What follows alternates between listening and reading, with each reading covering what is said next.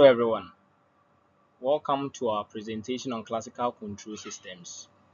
We are group 11 and today we'll be explaining how stability in control systems is analyzed using classical methods.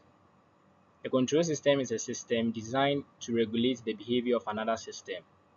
In engineering, we use it to ensure systems behave in a predictable and stable way. Our focus is on stability, which simply means whether a system will settle to a steady output or become unstable over time.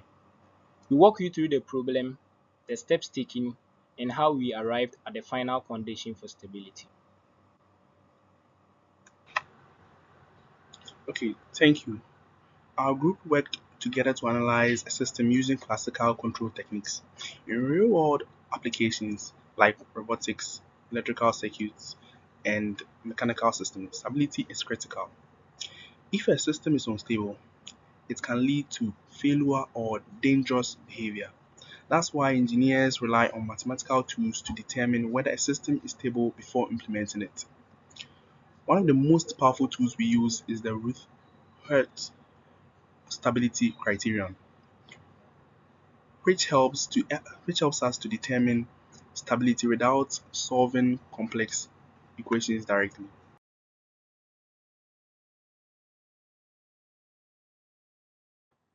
Okay, so now let's talk about the problem given. Now the question given was the open loop transfer function of unity feedback system is k over s open bracket 1 plus 0.4s close bracket or multiplying 1 plus 0.25s also in another bracket. Now we were told to find the restriction of k so that the closed loop system is absolutely stable. Now we were provided with a system and asked to determine the range of values of k that ensures the system remains stable. The key idea here is that the system's behavior depends on its characteristic equation, which is derived from the system's transfer function. Once you obtain that equation, we analyze it to see whether any of its roots lie in the right half of the S-plane. If they do, the system becomes unstable. Right. The characteristic equation is very important in control systems. It is usually obtained by setting the denominator of the closed loop transfer equation and equating it to zero. This equation determines the system's poles.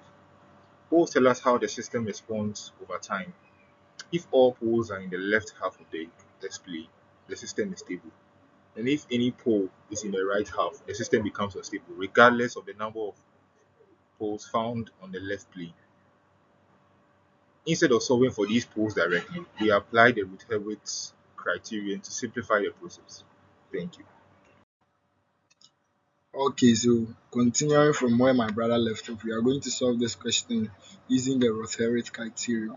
Now, this is used to determine the stability of a system without solving the characteristic equation. It involves constructing a table or the Roth array using the coefficient of the characteristic equation. The most important thing is to observe the first column. If there is any sign change in the first column, it means the widths are in the right half plane of the S-plane, the right half side of the S-plane, which shows instability. So the goal is to avoid any sign in the first column of the Routh criterion, and that's it. Okay, so after forming the route array using the given equation, we carefully examined the first column. The first column. From the calculations, we obtained expressions involving k, which is the system parameter we are solving for. At this stage, we impose conditions that ensure all elements in the first column remain positive. This guarantees that there are no sign changes. This step transforms the problem into solving simple inequalities involving k. Okay, from the route array, we derive two key conditions. First, k must be greater than 0. Second, 65 minus 10k must also be greater than 0. These inequalities come directly from ensuring all entries in the first column are positive. We then solve these inequalities. step by step to find the acceptable range of values for k. So, solving the inequalities from k greater than 0 and 65 minus 10k greater than 0. Okay, we simplify to get 0 less than k less than 6.5. And so this is the range of k for which the system is absolutely stable. This means that for any value of k within this interval, the system will behave predictably and not become unstable. So in conclusion, we have successfully analyzed the system using classical control techniques. We introduced the concept of stability, explained the role of the characteristic equation, and applied the Raoult-Howitt criterion to determine stability without solving complex roots. Finally, we found that the system is stable when k is between 0, that is when k is greater than 0 and less than 6.5. This demonstrates how powerful classical methods are in control system analysis. Thank you for watching our presentation and hope to see you next time. Thank you.